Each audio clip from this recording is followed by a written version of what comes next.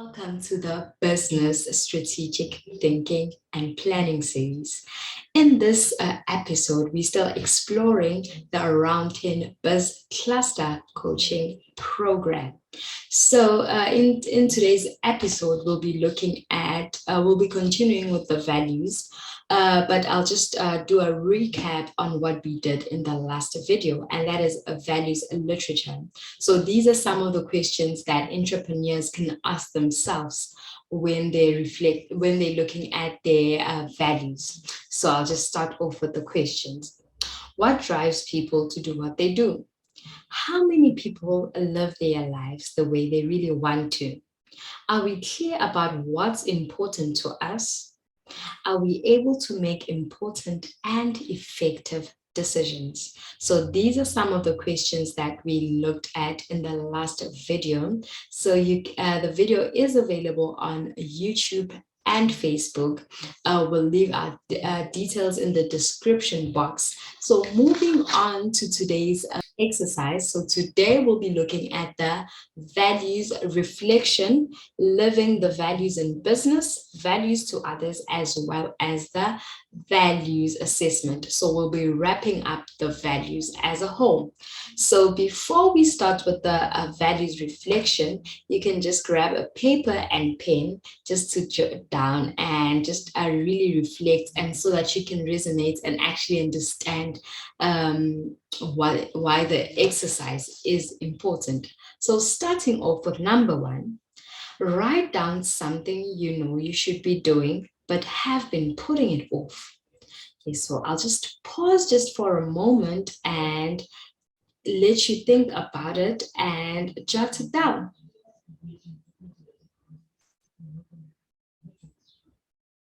Moving on to number two. List the pain that you feel by not following through. We'll do the same. Please just jot down this. This is really important that you jot it down so that you can be able to find value in this exercise. Moving on to number three. List the pleasure that you feel by not following through.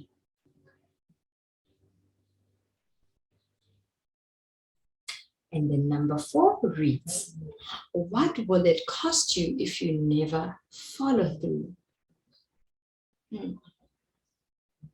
And I should say that it's really important that we all are honest to ourselves so that we can also find value in this exercise.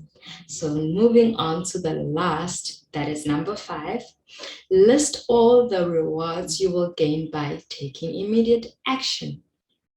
So you can list all the rewards, and we can move on to the topic that we'll be looking at, and that is living values in business. So in a business or company, there are four ideal states or scenarios that I will be looking at today. That is values. Okay, so number one, it is, the first scenario is living the values but not achieving the goals. So in this case, it's really interesting because the person might love the company but not know how to complete the task or projects that they have at hand. So in this case, it's much simpler to be able to help this person. Okay, so we're moving on to the second one. So the second one is not living the values, but achieving the goals. So in this case, this person would be able to, would do anything to complete their task or projects that they have at hand, but unable to match rather, or align themselves with the values of the company. So it's something that can be open to discussion, as well as maybe making the person understand better the values of the company and seeing how that goes. Moving on to the third scenario. So the third scenario is the person is not living the values and not achieving any goals. So in this case, it will be helpful to the business that this person exits the company as quickly as possible, because they don't resonate with the values, nor do they complete their task or achieve the goals that are set by the company. So in whatever it is that there would be goals that are put in place, that person won't meet and won't see the need for anything. So won't value whatever it is that the company comes up with and tries to do. So the fourth one is living. So this is an ideal state, and we call it the purple patch. So this is the person living the values and achieving the goals. So this is a really an interesting one, and it's really exciting when this matches a person that aligns with the business values as well as meets their goals. So this is a really good for the company. Moving on to values to others. Values to others is about basically how you market your product or services to others. And some of the things that you should consider when doing this is that what are the rewards do people want? What value do they want out of your product? And what needs to happen to maintain the balance between rewards and effort, because we believe that it needs to be a 20% effort and 80% reward, so that you can actually gain the reward rather than it being the other way around, because you won't be able to gain anything in that. So it's really important as a business to consider this, that you need to put in 20% effort, and then that product or service that you create, it needs to be alive in a manner that it gains that 80% it gains that 80% results. So that's quite crucial when looking at values to others. So there are 2 points that are following the 80-20% rule that we have. And these are: what is something that a key person in my business likes?